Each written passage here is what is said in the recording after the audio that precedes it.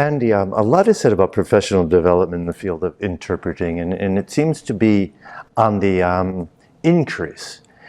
What motivates interpreters? Why do we need professional training? I think there are a few things that motivate us to take training. Probably the most obvious and most relevant is that we want to become better interpreters on a very competitive market. Training can give us the edge over other people. And that is actually one of the reasons AIIC was set up in the first place. The idea was, back in the 50s, a very different world, but the idea was to compete not on the basis of price, but on the basis of quality. And although the world has changed, that principle still applies. We can become better interpreters by training ourselves. Another reason is motivation. Our interpreting careers last 30 or 40 years. Keep refreshing ideas, doing new things keeps us interested, keeps us motivated, and that's very important in a long career. And the other one that people don't tend to think of is networking. Meeting other interpreters when you're training is something that's been very, very positive. What should we look for when choosing a course, when we're shopping around or looking around? What should we look for before we decide to take this course? Wir sollten uns selbst fragen, was brauche ich noch? Wo habe ich Schwächen oder wo habe ich besondere Interessen? Wenn ich besondere Interessen habe, dann kann das wieder zu einer verstärkten Leidenschaft werden, auf die ich mich konzentrieren oder spezialisieren kann. Das ist dann eine thematische Weiterentwicklung, aber vielleicht eben auch irgendwelche Schwächen abbauen, vielleicht Memotechnik oder Notizentechnik oder Stimme. I think the first obvious thing is, does it look interesting to you just from the title? Is it something that you see an interest in, not just on a personal level, but a professional level? Is it likely to improve you on your market or get you more work? Because that's the bottom line. We do this for a living. So there's really a wide range of things that are going on. I've been noticing that. And there are some that aren't exactly about interpreting, are they? Like you mentioned, voice management. Say just a bit more about that. I imagine you have experience, right? Absolut. Und zwar umfangreiche Erfahrung.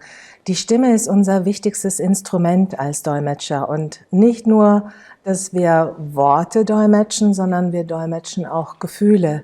Und die bringen wir mit unserer Stimme zum Ausdruck.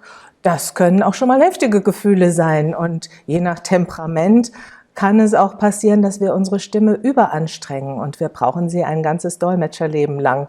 Und deshalb muss man lernen, sehr sanft und vorsichtig mit der Stimme umzugehen und sie trotzdem in ihrer vollen Breite auszunutzen. Time management. Any experience there that you've had? Interessant, dass das jetzt zur Sprache kommt, denn in Deutschland haben wir dieses Thema vor ungefähr 4-5 Jahren sehr in den Fokus genommen und mal auch aufgezeichnet, wie viel Zeit wir für die Vorbereitung, für die Reise, für das Dolmetschen, die Nachbereitung und die Rechnungsstellung brauchen.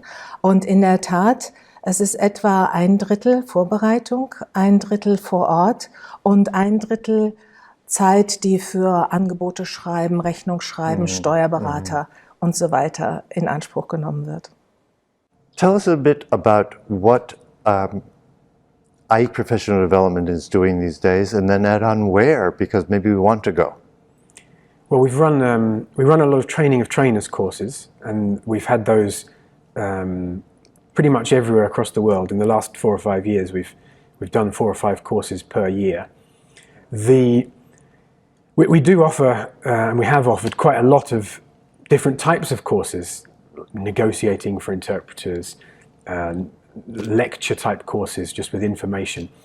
But we see clearly the most popular ones are things like retour into English, for very obvious reasons. Lots of people wish to add an English retour. Right. And interestingly, consecutive interpreting refresher courses.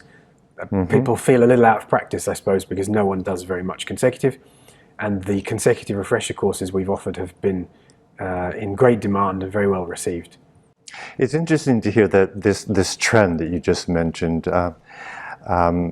because of the role of English in today's world, and that consecutive isn't used as much as it is, but if you have it, you might be even more competitive because you're good at it. Do you see those trends continuing, or are you seeing any kind of new trend come up in the world of ongoing or professional development, ongoing training, professional development? I think the English B, return into English trend will continue, because there are an awful lot of people who would like to have a good English B and who don't. And I think it's useful for AIIC and for interpreters to see what a really good English B is like and where people have to aim at. For the future, I think we'll probably be offering, and people will probably be asking for, more business-related courses, like how to deal with clients, negotiating with clients, where to find new business, how marketing yourself. And one obvious one is, for example, managing your web presence. Right. Does an interpreter have their own website? Should an interpreter, as an individual, be active on Twitter and Facebook in a professional sense? These are areas where I think there'll be demand for courses in the future, and hopefully we'll be running a few.